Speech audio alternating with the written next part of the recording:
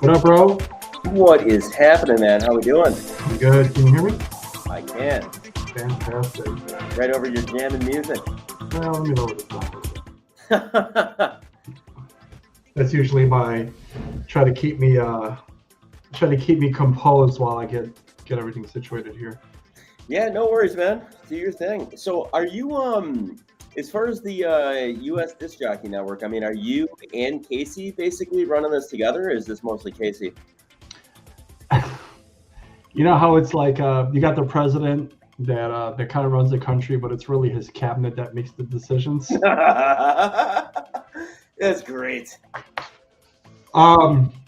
Yeah, I've been tasked to do a lot of things. He's just he just gets credit for most of it.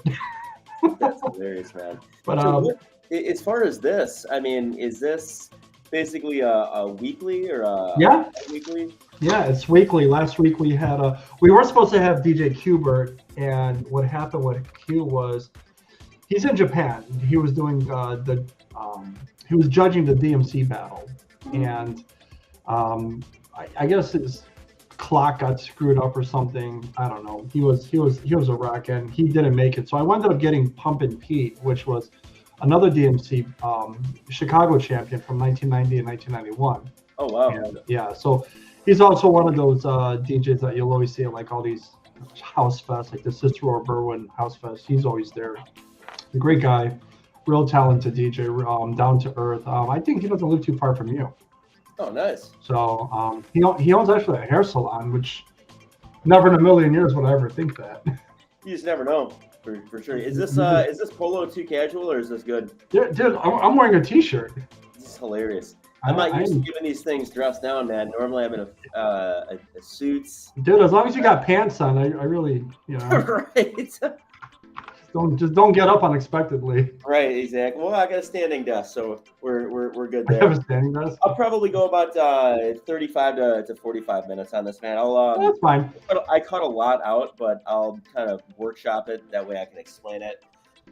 As far as turn on, I mean, is this something that more people usually watch on the recording? Most people tune in live. So this is episode number 6. Hmm? So I mean, it's starting to gain traction, and actually, hold on.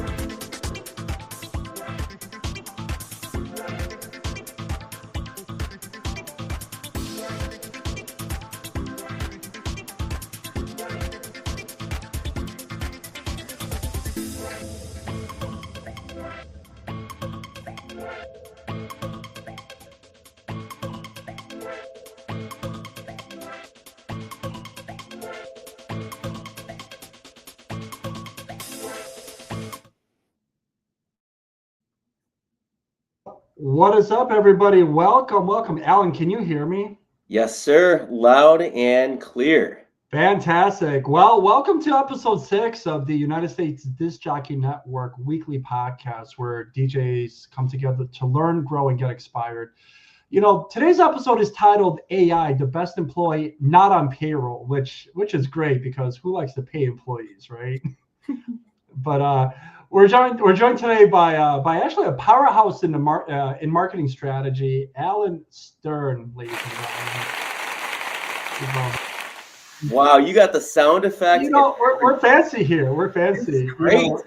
Yeah. So just so you guys know, Alan is the creator of the Heat Method. It's a proven approach that that really helps businesses stay on top of mind in an ever-changing digital world. So he's on a mission to help entrepreneurs and entertainers like us DJs and understand and help us understand how to use the humor, education, adding value, and trust, HEAT, to connect with audiences authentically without burning through ad budgets, which is great.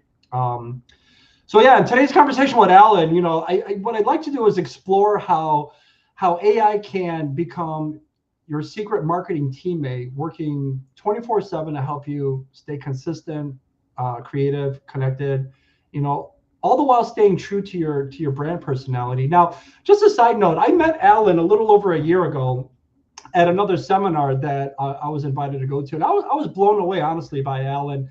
And I asked him to speak at the Marquee Conference back in June 2025, and he did a great job, great feedback. He adds a lot of value to what we do in the entertainment world. So yeah, grab your notebook because today you're about to learn about how to blend human touch with machine efficiency, aka AI, and drop some serious heat into your business. So let's get started. So Alan, just a couple of questions. I usually start off with kind of like some Q&A with our guest, and before we get into AI, can you just tell us a little bit about the Heat Method, how it came to life? Was there like a specific like aha moment when you realized like business owners like us needed a better way to communicate online? Yeah, absolutely. And before I even start, I just want to say thank you so much for the opportunity. And more importantly, appreciate you allowing me to do work that I find meaningful. Love jamming out with a bunch of like-minded DJs, and especially if I can pour into you guys. It's awesome. But, I am completely convinced that it doesn't matter if times are good, bad, if AI gets super advanced. Before people buy from a brand, they buy from a person who represents a brand. And this Heat Method that you had kind of introduced earlier, really what it does is it allows you to blend the human touch at the same time as position yourself as a resource that somebody would feel comfortable doing business with. And ironically, it started making memes back when I was selling cars of bad things that happen when you buy a car without calling me first. And I realized something. People started sharing these. When they share them, what they were really doing is they were passing along my business card, but they were doing it in a cool way. Fast forward a little bit, I realized what I was really doing is I was teaching people basic graphic design skills by blending a picture, which in this case is a meme, with a business message that is the caption, and it evolved and started doing speaking engagements on it. Did I lose you? All right. No, I'm here. I was actually taking a sip of water, and you caught me mid sip. My timing is impeccable. we got to work on eye contact. Like I'm at the end of my sentence. You emphasize humor as part of your Heat Method, and just from personal experience, I know AI isn't exactly known for sense of humor, right? So how do you think AI can help us add personality without sounding too robotic? Well, the biggest thing is you just using it as your thinking partner. As far as humor goes, there's a lot of people that say, hey, Alan, that might work for you. You have a big personality. You're sarcastic. You're funny. I'm not. AI can do a lot of the heavy lifting for you when it comes to brain power. And when we get into the presentation, I'm actually going to give you some tactical things that you can ask the machine. Doesn't matter what business you're in, you can ask it for content ideas and then make it your own. And I'll even show you some of the resources that you can go and do things quickly. But I'm convinced it doesn't matter what industry that you're in. At the end of the day, all that we have to do is focus in on two things. Number one is connection, which the humor falls underneath because you're showing your personality. The connection, and then the positioning. The positioning is the E, which is education in the HEAT method, and the rest of it I'll go over in the overview. But when you combine stuff that connects, now all of a sudden your audience feels that you're a real person. You're not just this salesperson that's trying to slam your product or service down your throat. You're actually trying to build rapport and build a relationship. But balancing that connection with how you can help somebody solve a problem is really how you position yourself as the go-to resource on speed dial. Right. So, one of the biggest struggles for us DJs and small business owners, is staying consistent with content, right? So, how can AI help us and keep showing up even when we're buried in like events, client work, calls, answering text messages, dealing with catastrophes? How can AI help us, Alan? Yeah, so from the content standpoint, one of the easiest ways is to get some sort of calendar that AI gives you. You can make a whole bunch of posts. Let's say that it takes you 2 minutes or less. Let's just actually use memes. Let's say that you make a ton of these things. Due to AI, what you can do is you can schedule these out. And so if you want to post just once a day or twice a day, or let's just say that you wanted to do 5 times a week, you wanted to take the weekends off, you're able to do this now because you leverage AI as your thinking partner, then you build this, and then you just automate it to go out. So that way, when life happens, you don't need to worry about, oh, crap, I forgot to post today. It's already scheduled. Yeah, that's great. That's great. That's great advice. Some people, one of my friends actually came up to me and said, he had a fear that AI is going to replace creativity. And from your perspective, because you're in this space, how can DJs and entrepreneurs use AI as a creative partner instead of seeing it as competition? Well, and that's a great question. The biggest thing is you get the ideas from the machine. So what that could look like marketing ideas for content. You can even try it for, wordplay on certain tracks, transitions, and see what it says. If it has a killer idea, there's nothing stopping you from taking that idea and making it your own. So if you leverage these things as your thinking partner, but you still execute it, I'm a big believer in the fact that it doesn't truly have to be original. It just has to look original. And How you make it look original is if you are the first person to actually introduce something to your audience, they think it came from you, regardless if it did or not. And look no further than a lot of these songs that you hear come out nowadays that either are sampling, vocals or instrumentals from older songs. The younger generation is going to hear this and say, wow, this is great. This sounds original. But what they don't know is the original hooks, the original samples, all of these things came out 30, 40, 50 years ago. No, yeah, you're right. Alan, that was really great insight. And I like how you're blending humor and strategy into the mix. So, I guess, let's dive into the main event of your presentation, AI, the best employee not on payroll. And, we've talked a lot about staying top of mind, working smarter, creating consistency. And I know you've got some incredible ideas to help us DJs and small business owners do just that using AI and your HEAT method. So, without further ado, Alan, the floor is yours. Awesome. Sounds good. Let me go ahead and share my screen. Do me a favor and just confirm that you see my screen sharing. I believe so. Sounds good. Let me just do one forward, one back. Did you see it change? We are adding you to the stage, and give me 1 second, Alan. Here we go. All right, let's see. So just wanted to make sure my screen sharing. You see the slides changing? We see you. Awesome. Bingo. So a little bit about what we're going to cover today. I truly believe at the end of the day, we are living in one of the best times possible if you are a solopreneur. Like, if you really think about it, every business wants two things. We want to raise revenue and we want to lower expenses. The challenge becomes there's only 24 hours in a day and there's only one of you. So no matter how good you are, you're simply capped by time unless you have a team. But us as DJs and us as entertainers, we oftentimes are a team of one because of what I mentioned before, connection. We are the face of the brand. Hence, before, if people buy from a brand, they buy from a person.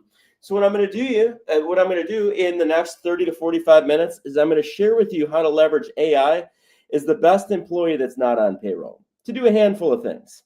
Now, disclaimer, I am going to show you some stuff that gets kind of advanced today. So let's say that you're using something like ChatGPT, Google Gemini, Grok, Claude, Perplexity, any of the big players in this space, and you're already familiar with it. I'm likely going to share some things with you that you're not familiar with. But on the other hand, let's say that you need somebody to bring you from step 0 to step 1. And for lack of better words, bust out the crayons and draw some stick figures. I'm also going to do that for you. That way you can follow along no matter where you are at. So to start with the very basics, like let's say that you've heard of all of these AI tools, but you've never actually used them. And you're like, what is the difference between something like this versus a search engine? That's a fair question. At this point, just about everybody who has an internet connection is familiar with how to do a Google search. And I promise you, using something like ChatGPT or Google's version, which is Gemini, is just that. The difference, though, is these search engines give you suggestions. Meaning, if you go on a search engine and you type in DJs near me, restaurants near me, nightclubs near me, venues near me, what's going to happen is it's going to suggest that you go to other websites for the information. On the other hand, these AI tools will actually give you answers.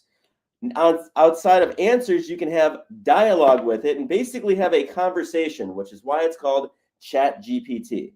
Now, are they the right answers? Well, that's a whole different topic that we'll cover throughout the next half hour or so. But just know they are tools. AI is cool, but it is not perfect. You always want to check your work, especially if you're going to be using it for content, because it hallucinates.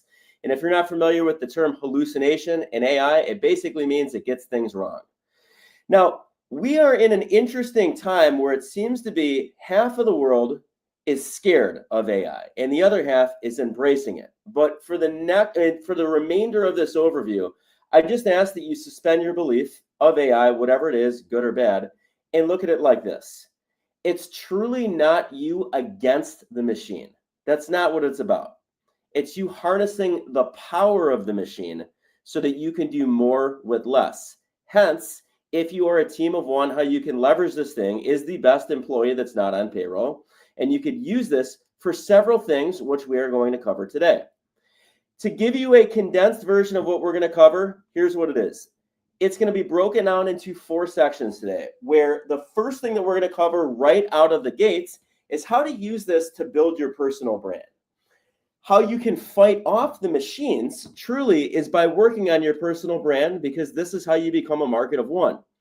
You know, as you'll see with some of these examples, the AI, it will outspeed you. It will likely outsmart you. Depending on what you're doing, it might even outskill you, but it won't outconnect you. And that connection comes from building your personal brand. I'm even going to give you a really, really nice prompt to feed it. And if you're not familiar with what a prompt is, that's just what you tell it to do. I'm going to give you a nice prompt that will allow you to rewrite your bio, or in some cases, if you've never even written a bio for yourself, I'll show you how to do that in 2 minutes or less. So we'll cover that first. Then we're going to learn how to leverage this thing for market research. Now, back in the day, market research used to mean attending some sort of focus group. Like you would get paid to give your opinion on something. And side note, that was actually one of my high school jobs. Yours truly used to work at Woodfield Mall, and my job was to approach innocent bystanders and ask them if they would like to get paid for doing a survey, to which they would likely tell me to kick rocks and go about their business. And that taught me a very valuable lesson on handling rejection at a young age. Now, I'm bringing this up because if you want to look at this from a business standpoint, how insanely expensive it must have been to do something like that. If you wanted to hire a market research company to perform a study and get data, you used to have to pay for a facility and rent it. You would have to compensate the attendees. You would have to donate your product, and it would usually cost you several $1,000s, maybe even upwards of 10 grand. Now, because you can leverage ChatGPT or these other tools as your thinking partner and get information, 2 minutes or less, you can get some really valuable information that will help you out a ton with your marketing. So that'll be the second thing that we cover. We're going to get all of this information so that way we can market with precision and know who we're talking to, and moreover, how to communicate with them. Once we have all of this information, we're going to then feed it back to AI, and we're going to use this for two things. The first is email assistance, so that way we don't have to bang our head against the wall trying to figure out what to say, but we're also going to take that information, feed it back to AI, and now we can leverage this for ideas for social media content, and that's where that HEAT method comes in. Humor, education, adding value, and trust. The idea there is you check all four of those boxes off, and you can meet somebody in person one time, connect with them on social media, and based off of what you post, they will warm up to you over time. So that's really the framework on building a personal brand that does the selling for you, and we're going to cover that in a little bit. Before we get there, though, I really need to put some things into perspective. If you think about it, back in the day, and when I say back in the day, what I truly mean is like pre-AI, which it's laughable. That's just a little over 3 years ago at this point.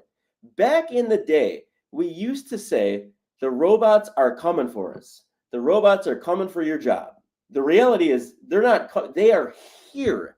And if you don't believe me, right now, all we have is software. All of these tools that I'm going to show you today that have extreme brain power, these are just software. But everything is about to change next year when humanoid robots are actually landed. They truly are here.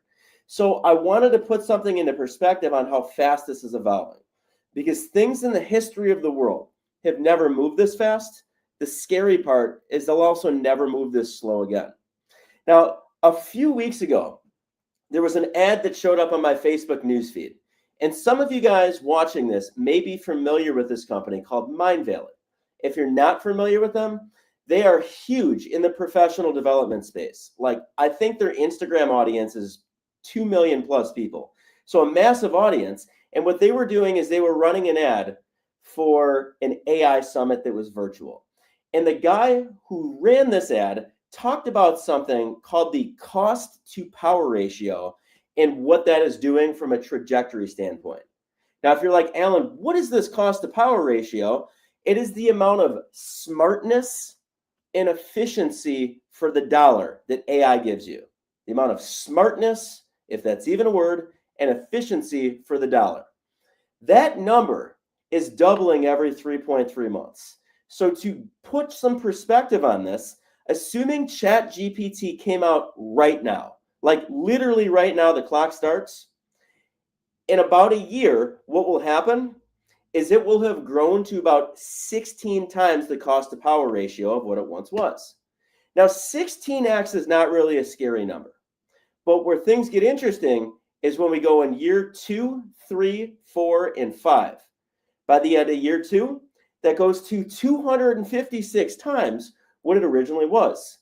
Year 3, about 4,000 times what it was when it first came out. Year 4, 65,000 times. And by the end of year 5, it is over 1 million times as powerful as it was when it first came out, which poses a very legitimate question.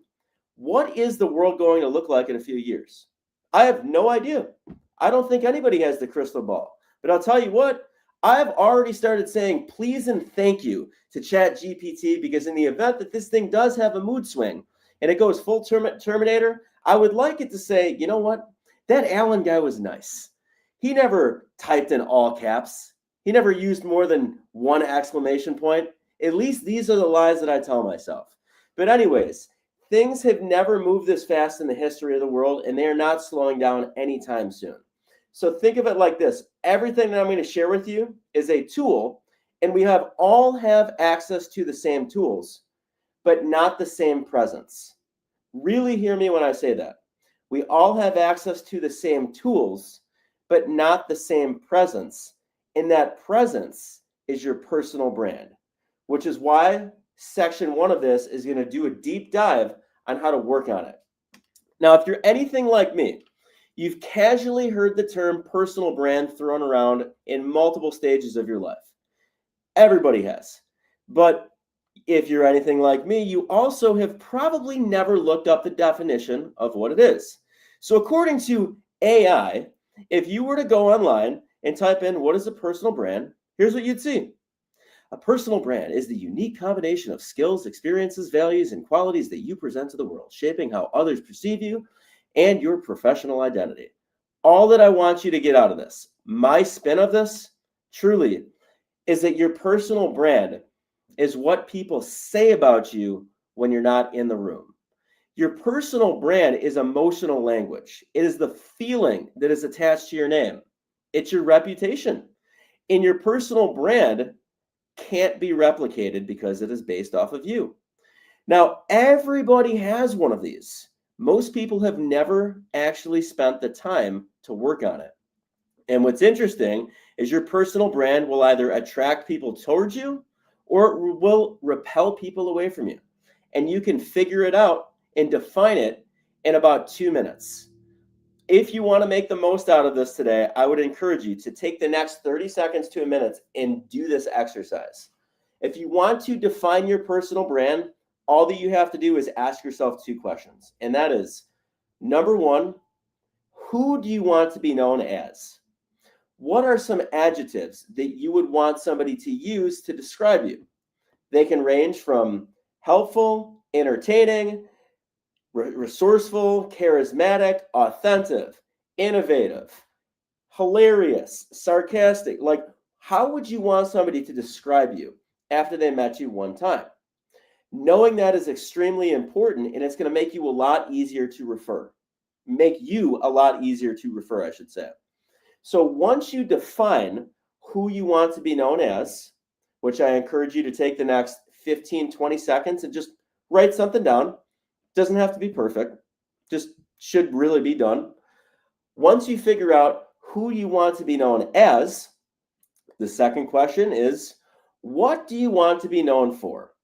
So in the DJ world, there's an endless amount of different types of DJ, from genres to event-based to ones that specialize in weddings, bar and bat mitzvahs, school dances, fundraisers. Like, what skill do you want to be known for in the marketplace?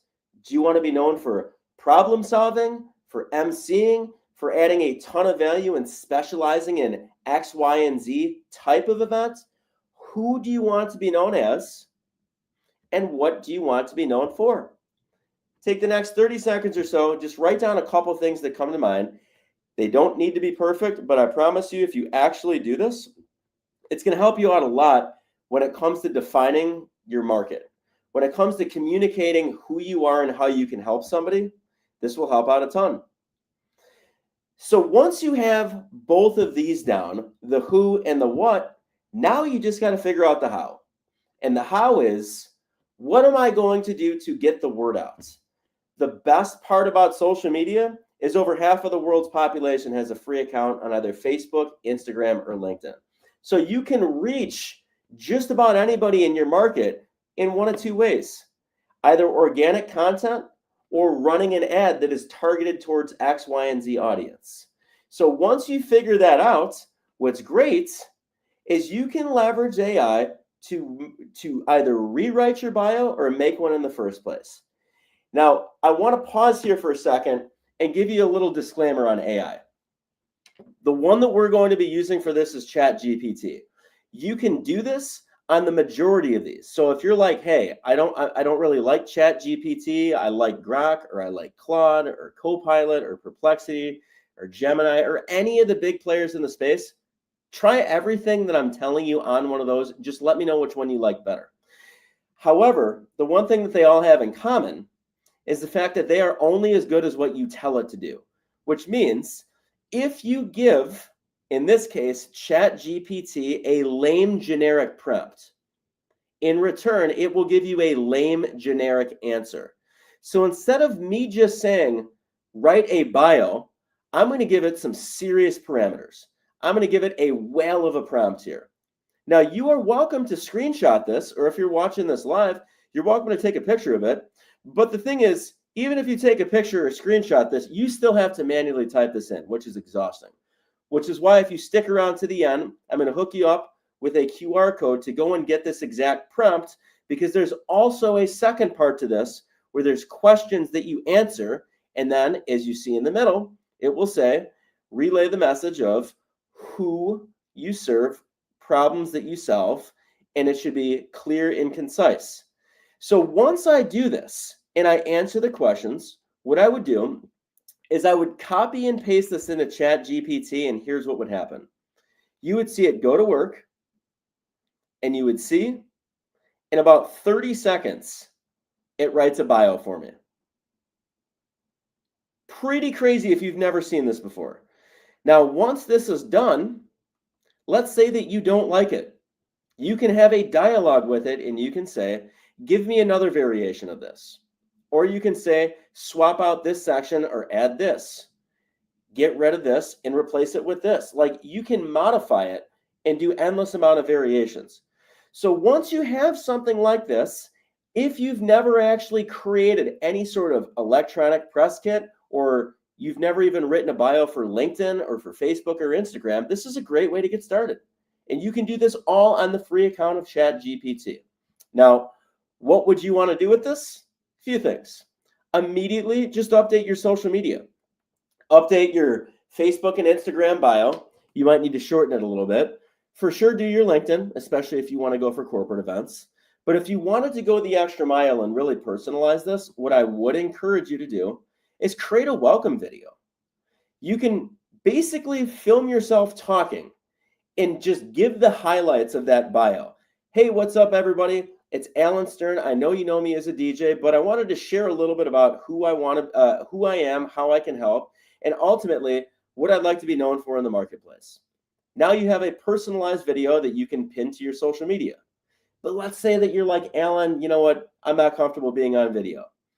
The beauty of having good photography is we can take that bio that ChatGPT just made for you, and we can turn it into what I like to call a bio sheet, which is your headshot with a text box, and it just shows who you are, how you can help, and then we can throw a QR code on this to your website or your Facebook or your Instagram, or like, let's say that you wanted to get some sort of asset. You know, I build microsites. I'd love to have a conversation with you on that.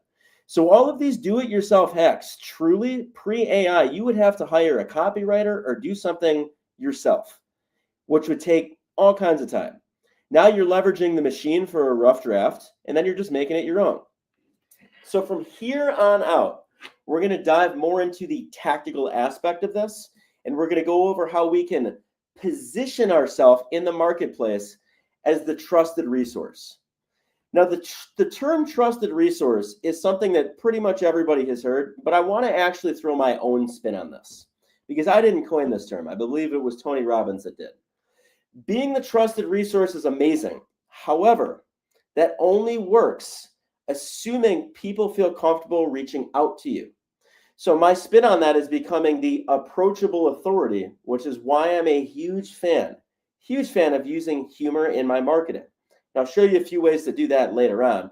But when you position yourself as the trusted resource, now all of a sudden, people are aware that you really know your stuff. The question becomes, what kind of audience are we going to want to attract, and who should we make content for? Creating a niche in the marketplace, historically, and what I've found, has been one of the most challenging things for people to do. It doesn't matter if you're just in startup mode or if you've been in business for 10, 15, 20 years, laser focusing in on a niche is challenging. So I'm going to give you a really easy way to use AI to make that process easier. Now, I used the term focus groups earlier because that's really what used to happen if we wanted to get market data. We would have to either attend a study or put one on by ourselves. Now what we can do, though, is we can ask ChatGPT for some information. Now, I want to decode this for a second. You'll notice this prompt says, what are 5 problems that would cause somebody to consider hiring a DJ? You may be wondering, why did I focus in on the problem? Well, in business, we exchange money so that we can solve problems. Case in point here, we exchange our time and our money to join something like the US Disc Jockey Network to solve the problem of not knowing enough people in this industry. We exchange our time and our money to go to a car wash in the dead of winter so that we can solve the problem of not having to do it ourselves in the freezing cold. So if we exchange money so that we can solve problems, if we ask ChatGPT, what are 5 problems that would cause somebody to consider hiring a DJ? We have just now reverse engineered a problem that makes the phone ring in the first place. So what would happen as soon as I type this in, and if you wanted to do this live, I encourage you to do this, you will see ChatGPT starts going to work. You'll notice there's really nothing techy whatsoever about this. It's kind of the equivalent to doing a Google search. But again, as opposed to suggestions, like what Google would say, this is giving you answers. And the answers that it's giving me are problems that would make the phone ring in the first place. So now that I have a problem that would make the phone ring, I'm 50% of the way there. I just need to figure out, well, who experiences that problem? And where things get really cool with these AI tools is you can interact with it. And the interaction and the conversation that I'm going to have with it here is I'm going to ask it to expand on the information that it just gave me. As opposed to just getting one answer, I can go a layer deeper, and then a layer deeper, and then a layer deeper, and that's where the magic really happens. So part 1 here was I asked for a problem that makes the phone ring. And now what I'm going to do is I'm going to ask it for an audience that is most likely to experience each of the problems that are listed above. Now, why would I want to do that? It's pretty simple. Because when we attempt to talk to everybody at the same time, it sounds good in theory, but what ends up happening is our message ends up resonating with nobody. So if you and I met for the first time at an event and you're like, hey, Alan, who is a good referral for you? Who is your target market? And I responded by saying, I don't know, anybody who needs a DJ, you're not going to think of anybody. But if I went and I took it a step further and I said, I'm looking to get connected to blank audience that experiences blank problem in the marketplace, somebody might come to mind. So show you what happens. As soon as I type that into ChatGPT, you see that it starts going to work. It now gives me 5 audiences that are likely to experience each of those problems that are listed above. Awesome stuff. Now, there is a challenge with what I just showed you. For starters, this is great. But the actual challenge is the fact that there's so much data going on here that it kind of gets overwhelming. Like, if we can be honest with each other, there is a lot that's going on here, and it happens so fast. So the likelihood of you going back and actually looking at this, it shrinks unless we can make it scannable. So I'm going to share with you part 3 in this equation, and that is organizing it. As opposed to having a massive thread of data, I'm going to have AI simplify it. So that way it's easy to refer to.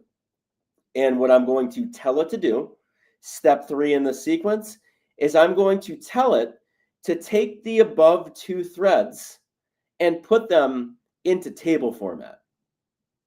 Take the above 2 threads. I'm basically saying, take everything that I have told you and that you've given it to me, take all of that and condense it into a table format so it's scannable. That's essentially what I'm telling it to do. And what you'll see, as soon as we click next, it will take all of that and it will start organizing it. And now in one place, you have a problem that makes the phone ring, you have a description, and you have an audience that's most likely to experience. And I look at this every single time I show this example, and I'm just mind blown the fact that you can do this on the free account. Like, think of it like this. Imagine a time where every single industry, regardless what you do, if you're a DJ, if you're in the photo booth industry, if you are a wedding coordinator, if you are a salesman of some sort, every industry has been so rattled over these past few years that we're all collectively thinking the same thing. And that is, how can I accomplish more with less? How can I make a bigger impact with a smaller budget and be more efficient? Like, imagine having this at your fingertips and just choosing not to use it. It's silly. It's crazy. It's truly the equivalent of doing math freehand versus using the calculator. So in this case, you'll see I have 5 different target audiences: corporate event planners, do-it-yourself wedding couples, bride and grooms, and parents planning milestone events, corporate AV teams, and luxury clients. All of these audiences, which are already on the right-hand side of this table, and then I have the problem that will likely make the phone ring. I have 5 target markets here. Now I want to pause for a second and remind you, I only asked for 5.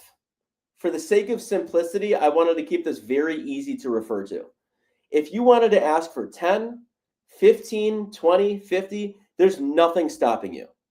But so that I can make sure that everything sticks here and I can make sure that everything is easy to follow, I'm just going to focus in on one of these because I feel that this would likely be the most valuable audience to use.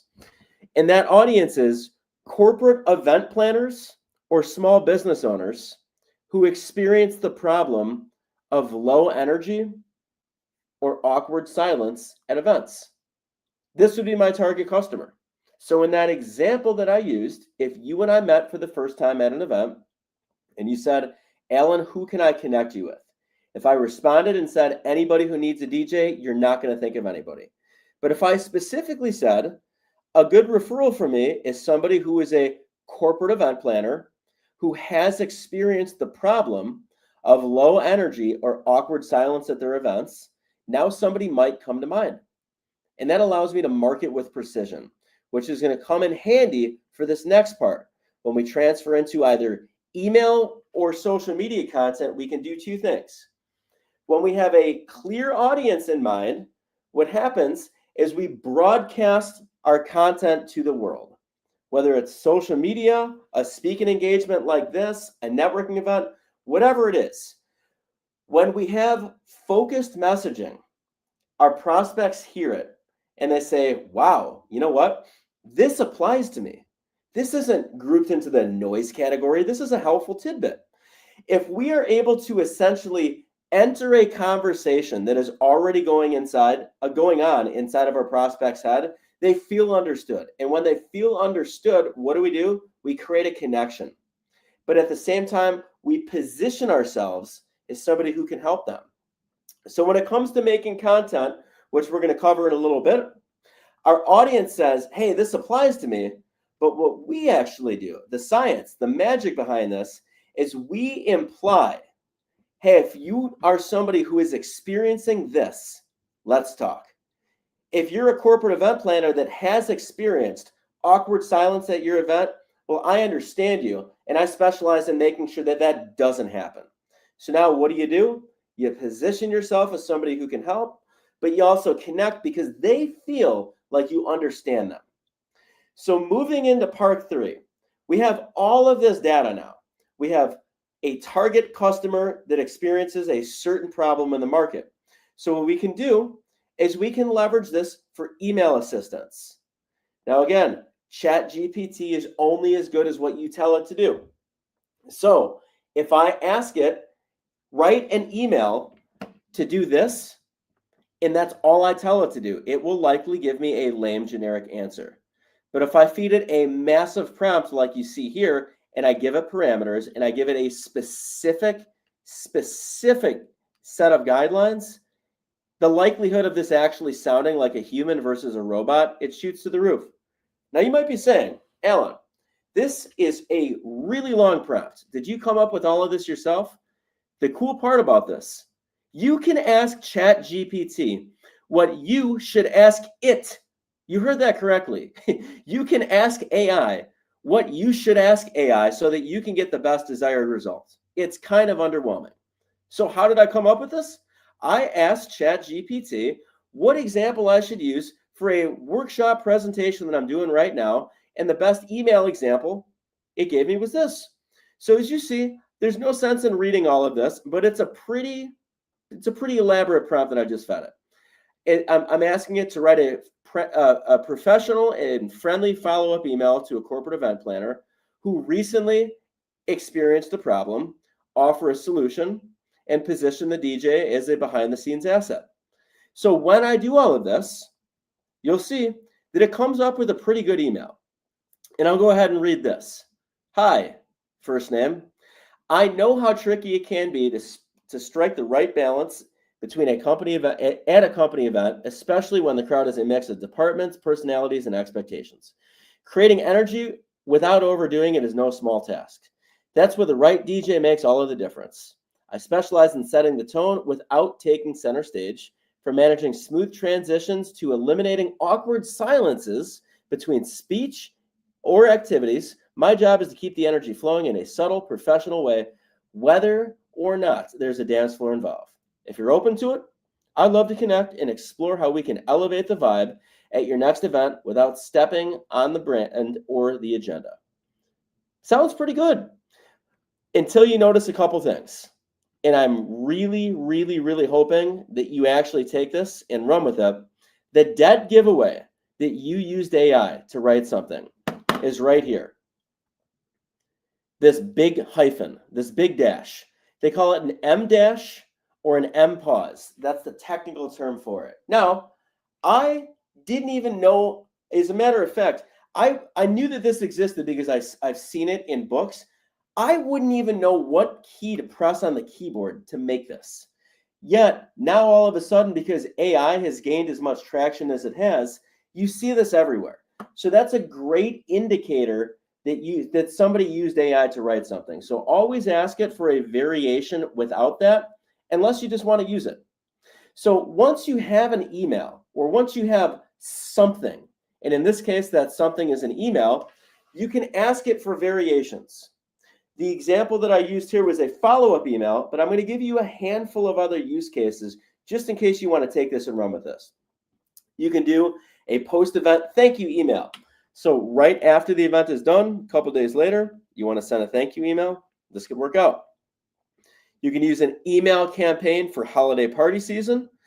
Given when we're filming this, that is right around the corner. A lead nurture email after an inquiry. So somebody requested information, but they chose not to take the next steps. Well, this is how you nurture them. Instead of just asking for one email, you can ask it for a whole series. 30-day follow-up sequence. You can do a email to request a review or a testimonial after the event. You can use this for a monthly newsletter with event tips and availability. And if you don't have a newsletter, go set up a free one on LinkedIn. Literally, it costs you nothing, and it positions you as an authority. Once you have something, though, you can ask it for a variation. So assuming that I wanted to take that email and build on it, I can say, give me a variation of this email, but make it shorter. What I've found is a lot of these tools are very long-winded by default. And before somebody reads something, they scan it. So you can say, give me a variation of this email, but make it shorter. On the other hand, if you want to make it longer, you can do that. You can say, take this email and turn it into an ebook. Take this and turn it into a 5-email sequence. Nothing's stopping you. You can ask for a variation that's funny. This is where you really let the personality of AI shine, especially if you have a connection with whoever it is that you're writing this email for. AI has come up with some hilarious stuff. If you wanted to put your sales hat on and ask it to address an objection, you can do that. But where things get really interesting is when you ask it for a variation, but write it from a different perspective. So as opposed to you sending that follow-up email to an event planner, what you can do is ask for a variation of said email that is written from the perspective of an event planner who just had a lousy event with dead air. Now you're not really telling, you're connecting. You're connecting by telling a story that they have just experienced. It's very different language, and now you're out of the logic category and you're into the emotion category. So some really cool stuff that you can do with these tools. Now we're going to close it out with this. I'm going to show you how to use this for social media content, and I'm even going to give you a prompt that will give you a plan. Now, if you're somebody who's like, what do I post? Just know this. Everything that human beings spend our money on, really, really hear me on this. Everything that human beings spend their money on fall into one of two categories. The first is to solve a problem, which is why that example that I used earlier was focused in on a problem, because that's why we exchange money for pain relief. The second, though, is to feel good. This is why people spend money on luxury cars and nice dinners and entertainment, because it makes them feel good. Now, if we are in the connecting and the positioning business when it comes to our content, it will do us a lot of good if our content does one or both of those things at the same time. And when that happens, people start naturally gravitating towards us. Now, I got this from a book called Ninja Selling, quoted it right out of this. Hands down, if you have any sort of affiliation to sales and you are forward facing, I would recommend that you read this book. It is real estate focused. So if you happen to DJ and you also have a real estate background, this is an absolute must read. But my take on this is something that I actually came up with, and it's called the HEAT method. The HEAT method I referenced earlier in this presentation, and it combines 4 elements: humor, education, adding value, and trust. And what it does is it allows you to connect with your audience on a personal level, but at the same time, position yourself as somebody who can help them. And I'll give you a quick overview of each of these. People go on social media largely so that they can be entertained, which means if we are there to market and promote our business, but our audience is there to be entertained, there happens to be a disconnect. But if we use humor, what happens is we can bridge that gap. We can actually make somebody entertained and position ourselves as somebody who can help them. Magical things. Everybody right now seems to be running around busy and stressed out. So when somebody laughs, what happens is they tend to remember what made them laugh. In this case, that's you. But the challenge is we can't get lost in humor. The humor is about creating a connection. So somebody says, business aside, this person's cool, and they can actually, on a personal level, I would enjoy spending time with them. When we blend that with the education, though, that's when we start to position ourselves as somebody who can help. When we use education in our marketing, we're no longer really viewed as a salesperson. We're viewed as a resource. When we are viewed as a resource, people occasionally want to pick our brain. And when they pick our brain, what we've just done is we've generated a lead. We have created an opportunity, but we've done so by being able to solve a problem. We focus in on adding value, which is a strategy, a tactic, and a concept. People start to authentically feel like we are looking out for them. When we offer enough value for free, before we ask somebody to open up their wallet, they start to say, you know what, business aside, this seems like a good person. I may not need their product or service now, but I feel obligated to at least give them a shot in the event that I do. And then when we reinforce trust by repurposing reviews and testimonials from past clients, now somebody has everything that they need in order to make a confident buying decision from us. So what I'm going to show you is only one of these. For the sake of simplicity, since we're on limited time, I'm going to show you what used to be the hardest. And the hardest was writing long-form content, specifically blogs. According to orbitmedia.com, it used to take about 4 hours to write a blog post. Who has that kind of time? Like, seriously, 4 hours to write one blog post? Forget about it. But what I'm going to share with you is what I like to call the 30-second sales letter format, also known as the APE format. Now, the APE format is how you can take anything, feed it to AI, and have it create a sales letter for you. Now, what does that look like? There's 3 parts. The APE format stands for audience, problem, explanation.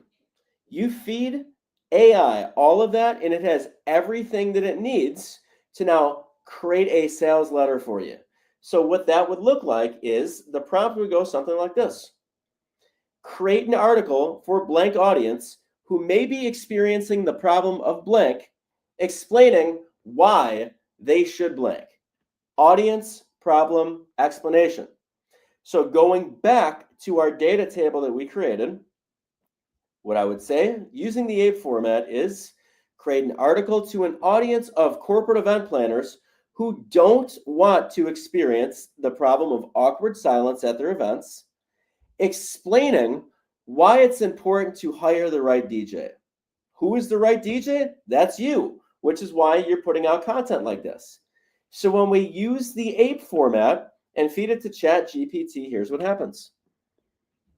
You will see that it just came up with an article. The cost of awkward silence.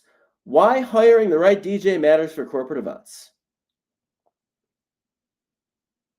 Now, this is cool, but I want to give you a disclaimer. I am responsible to you, but not for you. If you want to take this and copy it word from word, I don't recommend doing that, but I can't stop you from doing that. I want to give you a couple things, though, words of advice. Make sure that you remove the M dashes and the M pauses. Second off, make sure that everything that is in this is actually the right information. Because if it's not the right information and you stamp your branding on it, you're going to look like a clown. And if you look like a clown, you're not positioning yourself as the trusted resource.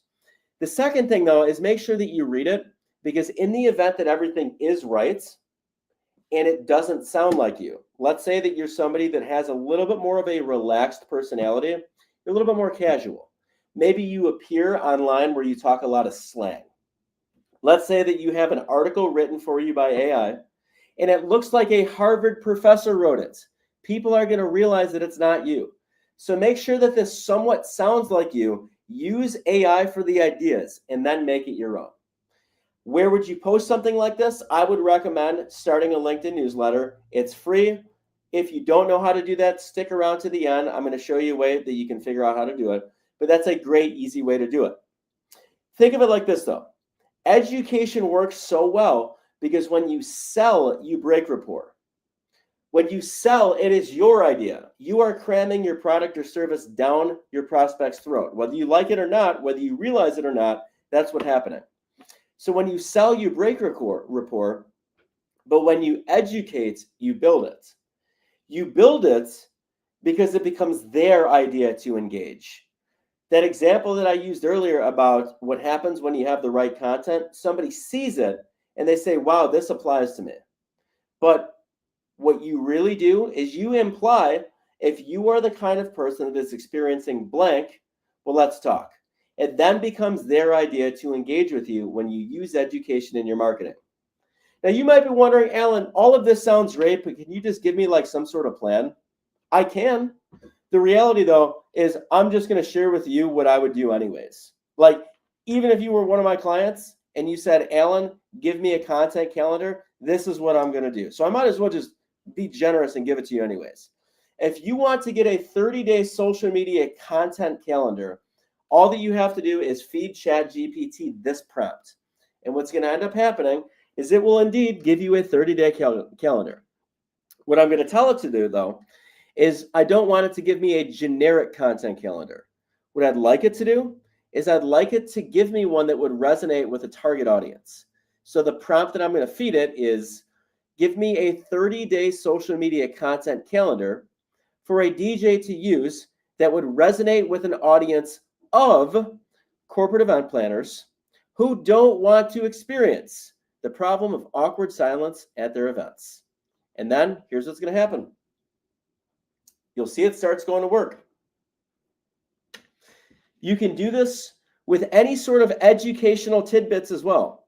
You can feed it a prompt asking for rule of thumb tips and tricks, frequently asked questions. You can ask it for meme ideas. You can do all of these. But in this case, I just asked it for a 30-day calendar, 30-day content calendar, 30-day content calendar, and this is what it gave me. If you want to do 60, you want to do 90, be my guest. You have all of that stuff that's there. So I want to close it out with this because I know I threw a lot at you. And I'm going to give you an example of how to actually do this. Every single business, truly every single business, goes through the exact same 3 stages. First, we need to advertise. We can't just sell because nobody can buy from us unless they know that we exist. So advertising takes many different forms. It could be running an ad, doing a speaking engagement, joining a networking group, whatever. There's endless amounts of ways to do it. The challenge, though, is not everybody is our customer. If I owned a steakhouse and I advertised to an audience of vegans, how do we think that advertisement would do? It wouldn't work. Why? Because it's the wrong audience. So how do we figure out who our audience is? Well, what we have to do is we have to find a way to collect name, email addresses, and phone numbers of somebody who actually cares. How do we do that? Well, we give them something for free so that they can identify themselves as somebody who's interested. Because before somebody will pay you with their money, what they will do is they will pay you with their time. That's why it's called research and due diligence, because people pay you with their time consuming your content so that they can figure out if you are the right fit to hire. So once we've advertised and collected the name, email address, and phone number of somebody who's interested, then we just have to move them from a lead to somebody who's actually a client. And that takes time and nurturing. But for the sake of simplicity, all that we covered today was how you can advertise without spending any money using AI. Now, I want to actually show you what that next step would look like. And I'm going to do this in a cool way by reminding you that I had a nice gift for you earlier, and that was if you wanted to learn how to have ChatGPT write your bio, well, how do you do it? You scan this QR code right over here. Or if you are watching this from your mobile device and you're like, what is the website? Just go to getabioprompt.com. getabioprompt.com, and it will route you to the page that the QR code is here. My gift to you, literally no strings attached. If you fill that out and you want me to use your give you the prompt to feed ChatGPT for the bio, it's there.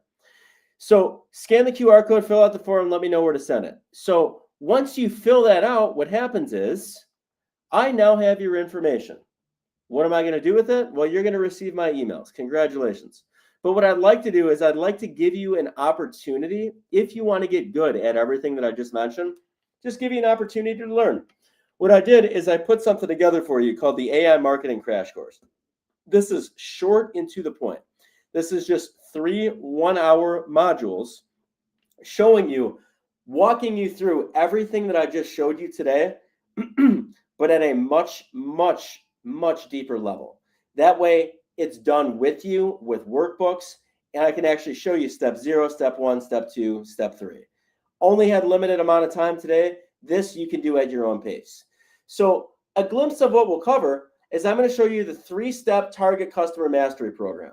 What we'll actually do is we'll go a layer deeper, and we'll even build on everything that I just showed you and identify and address objections.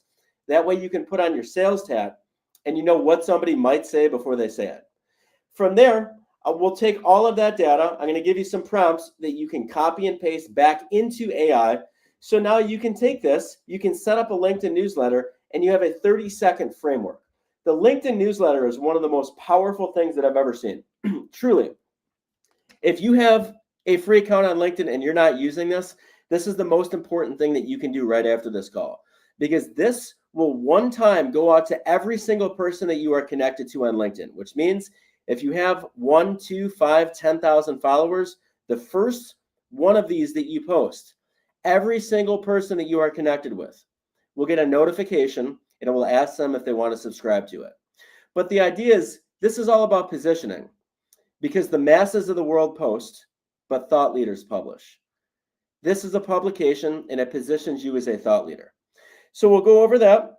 We'll also go over how to use memes in your advertisements. I'm going to show you how to nail the messaging using AI, and I'm going to show you some free resources that you can use to make these, and very fast. And we'll even show you how to use Canva.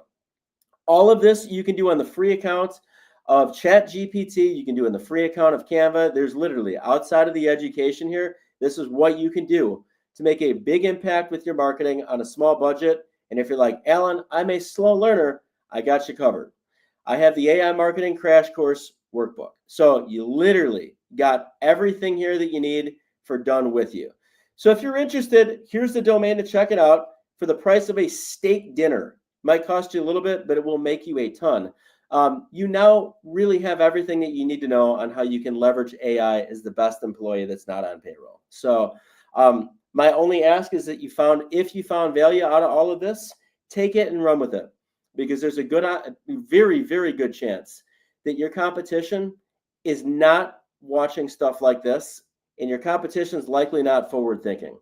So before this gets mass adopted, you have this small window of time where you can just take it and run circles, like truly have a unfair advantage over your competition. So I appreciate all of you watching this today for tuning in. I hope that you take it, run with it, and you found that this was of immense value. So without further ado, I will turn it back to the team over at the USDJN. You are muted, my friend. I can't hear you, unfortunately. You mean AI doesn't do that? Nice. I love it.